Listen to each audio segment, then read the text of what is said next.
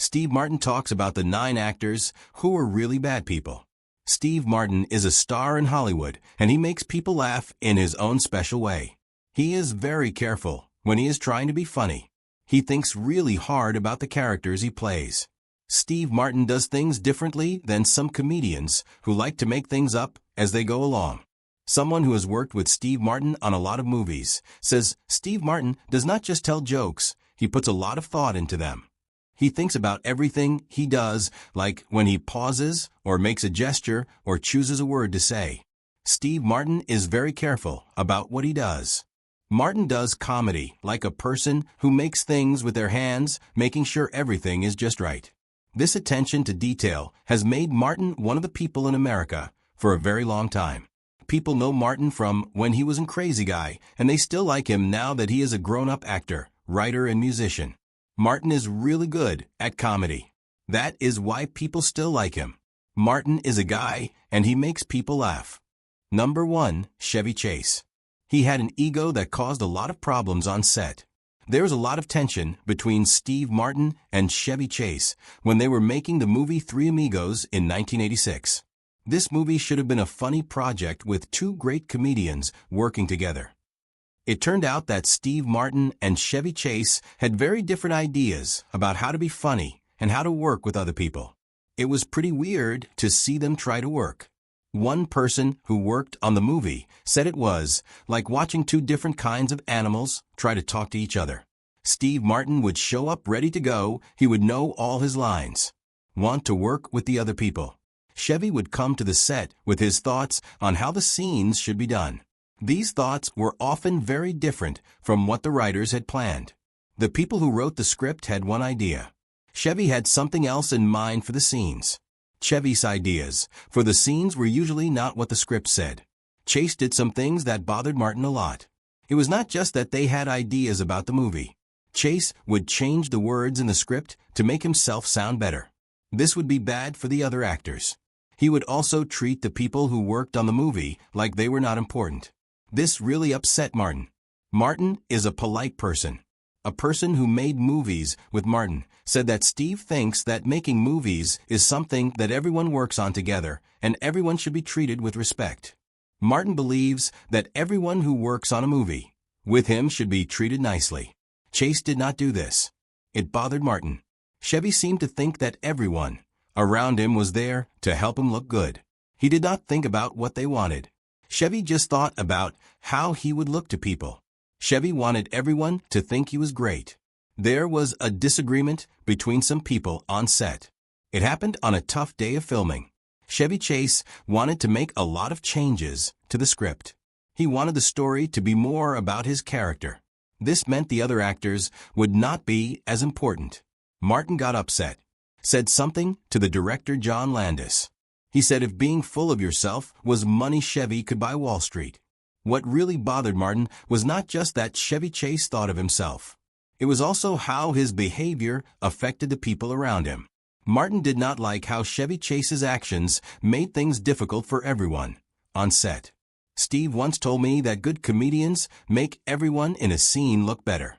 A director who worked with Martin after they made Three Amigos said this. He thought Chevy Chase did the opposite. He would step on people's funny moments if it meant he could get more attention for himself, the director said about Chevy Chase. The director felt that Chevy Chase was not a team player like Martin and the other comedians. Number 2. Jim Carrey. Jim Carrey is a funny guy, like a big storm of energy. There was supposedly a problem between Steve Martin and Jim Carrey because they do comedy in different ways. Steve Martin is very careful and precise with his jokes, which is totally different from Jim Carrey's crazy and spontaneous way of making people laugh. This difference in style apparently caused some tension between them at an awards show back in the 1990s. Jim Carrey was giving a speech to accept an award. It was going on for a long time, getting more and more out of hand. Martin was supposed to give out the award. He wanted to do something about the situation. So Martin went on stage with a sign that said "Wrap it up" on it. He made the sign himself. Martin thought this would be a way to handle things. It seems that it actually made people feel uncomfortable for a while. Martin and the wrap it up sign were trying to be funny. Jim took it personally, said someone who was there when it happened. Steve was just trying to be funny about the timing of the award show. Jim Carrey thought he was being serious about his performance. You could feel the tension in the room. Even though Jim and Steve were polite to each other in public, after that people who know Steve say that he thinks Jim Carrey's style of comedy is too much. Jim Carrey's way of doing comedy and performing is something that Steve Martin finds really exhausting. The way Jim Carrey does things is just not what Steve Martin is used to. Steve said that working with Jim Carrey was really tough, like trying to solve a math problem in a crazy situation. Someone who worked with Steve and Jim Carrey said this. Steve thought Jim Carrey was very talented, he really did. But Steve and Jim Carrey did things differently, so it was hard for them to work together. The main problem with Jim Carrey was not really his energy level, but how it made everyone around him feel. Steve Martin thinks that comedy is like talking to someone, where you have to listen and respond. A director who has worked with Steve Martin said this. Steve Martin believes that comedy is about giving and taking, and you have to listen as much as you talk. Jim Carrey's way of doing comedy was like a big speech that took up all the attention in a scene and left no room for anyone else to do anything. Jim Carrey's comedy style was like he was the one talking, and that made it hard for other people to be part of the scene. Martin and Jim Carrey have different ideas about comedy. This made Martin not want to work with Jim Carrey even when they had the chance. Number 3. Bette Midler, the spotlight stealer. There was a problem between Steve Martin and Bette Midler. This problem started a time ago. They were at a charity gala together in the 1990s. They were supposed to be hosting it. Bette Midler took over the whole event. Steve Martin did not like this. He thought Bette Midler was being very bossy. The evening was supposed to be fun for everyone. It did not turn out that way. Bette Midler did what she wanted. Steve Martin was not happy about it. Steve had put a lot of thought into the event. He worked with the writers to make sure the show was good and that it had a mix of funny and serious moments. This is what one of the people who helped with the gala said. Bette had something else in mind. All of a sudden, she started singing a song that was not planned. This completely changed the way the evening was going. The Steve event was supposed to be away, but Bette's musical number changed everything. Martin was really surprised by what happened. This was not what they had planned. What really bothered Martin was not the performance. It was the fact that someone made a decision without talking to anyone else. This decision messed up the event that they had planned very carefully. Steve thinks it is very important for people to work together and respect each other, said someone who has worked with Martin on events like this before. Martin believes in this too. What Martin allegedly saw that night was someone thinking about what they wanted to do, of what everyone was trying to do together, which was to raise money for charity. The problem with this situation came up when Martin allegedly went home early from the event, and he left behind a lot of money with a note. This note said something like, "Tell Bette it came from her fan silence," according to one of the people who were there that night, and it was really from Martin. Martin did not have a problem with Midler's talent. He thought she was very good at what she did. A person who worked with both of them said that Martin respected Midler's talent a lot. What bothered Martin was something. Number 4. Bill Murray, the guy who does things his way.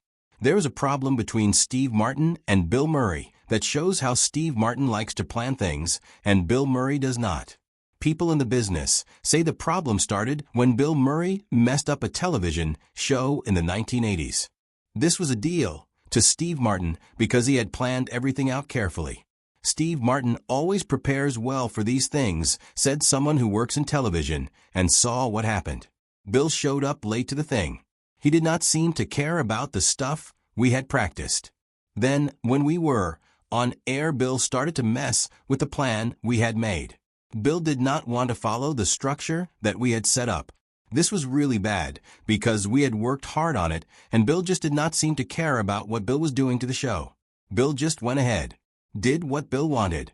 People who were there say that Murray made fun of Martin while they were performing and did things to mess up the timing of their jokes. This really bothered Martin because he likes to plan out his comedy. Steve Martin thinks that you should respect the jokes and the people who are watching said someone who writes jokes with him. He does not think that what Murray did was funny or clever. He thinks it was Murray being unprofessional and ruining something that people put a lot of work into. The thing that Murray did supposedly caused problems for a time. Steve Martin and the people who work with him take comedy seriously. They do not like it when people do things like that. Murray and Steve Martin were performing comedy together. Murray did not behave like a professional comedian. People who know Martin and Murray say that Martin would not talk to Murray for 10 years after that. This is really surprising because Martin is usually a polite person even when he works with people who are hard to get along with. Martin is known for being nice to everyone he works with.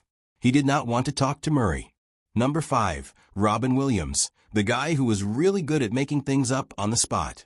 There was a problem between Steve Martin and Robin Williams. It was not because they did not like each other. The problem was that they did comedy in different ways. Steve Martin liked to plan out his jokes and make sure they were just right. Robin Williams, on the hand, liked to just go with it and see what happened. This difference in how they did comedy caused some tension between them. People who saw them together on a television show in the 1990s said that this was very clear. Robin Williams and his way of doing comedy, which was very free and spontaneous, was just very different from Steve Martin and his way of doing comedy, which was very planned and structured. Steve had put in a lot of thought like he usually does and had written down what he wanted to say. He also planned out when to say things to make people laugh. On the hand, Robin just showed up and started talking without a plan. She just said whatever came to her mind, and that made the whole thing feel really crazy. Steve had scripted remarks. He knew when to make people laugh, but Robin's way of talking was like a big wave that took over the whole segment. The whole thing basically turned into a mess when Williams started talking and cutting in on Martin's plan jokes with really fast, made-up lines that messed up the whole plan. You could see Steve trying to stick to what he had planned, while Robin was basically tearing the thing down around him, said someone who was there. Robin was not trying to be mean. That is how his mind worked. For someone like Steve, who thinks comedy is like building something carefully, it was really upsetting. Martin later said that this experience was like trying to read poetry on a roller coaster. He meant that the experience was very confusing, and it was hard to focus on anything like when you are on a roller coaster and you are trying to read poetry at the same time. Martin said that the experience was really crazy, and it felt like being on a roller coaster. The experience of Martin was that it was very scary. He could not understand what was happening, just like when you are reading poetry on a roller coaster. Number 6. Goldie Hawn, the schedule disruptor. The problem between Steve Martin and Goldie Hawn started when they were making the movie House Sitter in 1992. This movie was supposed to be a love story with funny parts. People who worked on the movie said that Steve Martin and Goldie Hawn did things very differently. Steve Martin is known for being very careful and on time. He gets ready for his parts, shows up when he is supposed to. Goldie Hawn did things differently. She would show up late to the set where they were filming. This happened times, and it caused a lot of problems. When Goldie Hawn was late, it messed up the plan for filming that day. It made everything slower. It affected the entire movie production. Steve Martin and Goldie Hawn had ways of working on the movie House Sitter. Steve is a punctual person, said a production assistant who worked on House Sitter. He thinks being on time is a way to show respect for other people's time and work. When Goldie would show up 1 hour late and many people had to wait, you could see that it really bothered Steve. It was not about wasting time, it was about being fair to others. Steve feels that being on time is a thing that people should do, and when others are late it bothers him a lot. He thinks about how their lateness affects everyone, and that is what bothers him on a personal level. Steve believes that being on time is a sign of respect for House Sitter and all the people who work on it. The problem between them was not about scheduling. They also had ideas about how to work with the material. Some people said that Goldie Hawn would often make up her lines without telling anyone, which would surprise Steve Martin and mess up the scenes he had planned. Steve Martin likes to stick to the script like a musician follows the music. He thinks it is important to do what the writer wanted and to get the timing right. A director who has worked with Steve Martin said this about him. On the hand, Goldie Hawn did things differently. She liked to improvise and do her thing. She changed lines fast, which meant Steve had to keep adjusting and recalibrating the lines for the woman because she changed the lines on the fly. Number 7. Charles Grodin, the deadpan disaster. Steve Martin and Charles Grodin had a problem. This problem did not come from talking to each other. It came from seeing how Charles Grodin did interviews. He did an interview on The Tonight Show with Johnny Carson. Steve Martin was there too. Charles Grodin was being himself. He was acting funny, also a little mean. He was being confrontational and difficult on purpose. This was what Charles Grodin normally did when he was on talk shows. It really bothered Steve Martin. Steve Martin did not like seeing Charles Grodin act like this. It made him feel uncomfortable. Steve was waiting backstage to come on. Next, he was watching the monitor as Charles did his thing, being really mean to Johnny. A person who works on The Tonight Show and was there that night said this. What people at home might have thought was funny, Steve did not see it that way. He saw that Johnny was really trying to keep the show going. Grodin was being difficult. On purpose, he was messing up the way the interview was supposed to go. Martin was really upset by how Grodin performed on the show and how it affected Johnny Carson. Martin thought a lot of Johnny Carson as a professional. Someone who was there said that Steve told the producer that it was hard for him to watch someone do something on purpose to make Johnny look bad just to be funny.